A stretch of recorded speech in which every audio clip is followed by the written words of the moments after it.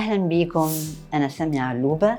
النهاردة هسألكم لو عندكم حلم كبير مش مظبوط قوي لما الناس تقول أنت بتحلم. يا سلام يا شيخة، لا أنت بتحلمي، هو مش معقول تقدري تعملي اللي أنت بتقولي عليه، لا ده حلم كبير. في الواقع أحسن حاجة الواحد يحلم أحلام كتيرة، أحلام كبيرة، أحلام صغيرة، وهو الحلم اللي بيخلينا نقدر نوصل للهدف اللي احنا عاوزين نحققه. ممكن قوي الواحد بيحلم بحاجة كبيرة محتاجة مشوار كبير. أهم حاجة فعلا الواحد يحدد إيه هو الحلم ده، ولما يحلم بحاجة عشان يعرف لو هي دي الهدف بتاعه يتصور نفسه حقيقي في الحلم ده، وإيه كل التصرفات وإيه كل المتطلبات اللي لازم تبقى موجودة عشان الحلم ده يبقى موجود.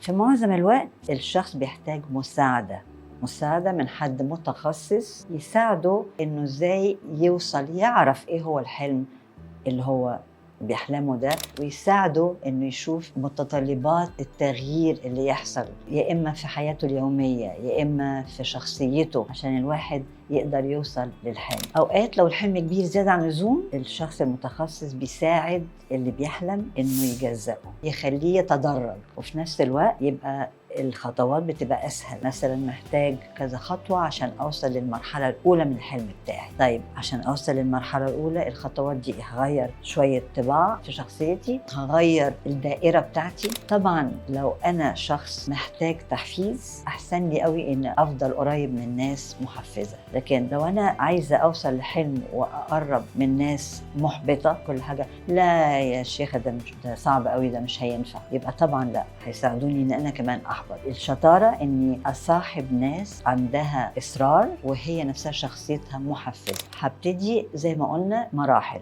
أول حاجة لو في كذا صفة لازم تتغير أو كذا طابع فيا لازم يتغيروا، مش هغيرهم كلهم مرة واحدة لأنه ده اللي صعب، ده مش ممكن. فهبتدي بقى بالمساعدة أغير طابع واحد ياخد مدة معينة، لكن دايما الحلم موجود. ويا ريت حتى يا إما أحط صورة بتعبر عن الحلم ده أخليها دايما قدامي شايفاها. أنا شخصيا بقتنع إنه مفيش حاجة مستحيلة، يعني لو أنا حطيت مخي في حاجة معينة عايزة أعملها هعملها، هوصل لها، هلاقي الطريقة، هاجي لها من اليمين من الشمال من فوق من تحت، مفيش حاجة هتوقفني إلا أوقات طبعا القدر بيوقف، بس غير كده الإصرار والمحاولة. ودايما نفتكر إنه الفشل هو أساس النجاح. بفشل وبتعلم وأجرب تاني، ممكن أفشل تاني وأتعلم وأجرب تالت، أكيد بيجي وقت خلاص بنجح. كمان يبقى لما احنا نعترف إنه الحياة برضو عبارة عن شوية مغامرة، الواحد بياخد ريسك، ساعتها ده اللي هيساعدنا نحقق حلمنا. لكن لو احنا قفلنا على نفسنا وبعدنا عن كل التجارب عشان خايفين انه ما ننجحش فيها، يبقى اكيد تحقيق الحلم ده هيبقى صعب. فاتفقنا يبقى عندنا اصرار، نسمح لنفسنا نحلم احلام كتيرة واحلام كبيرة ونخوض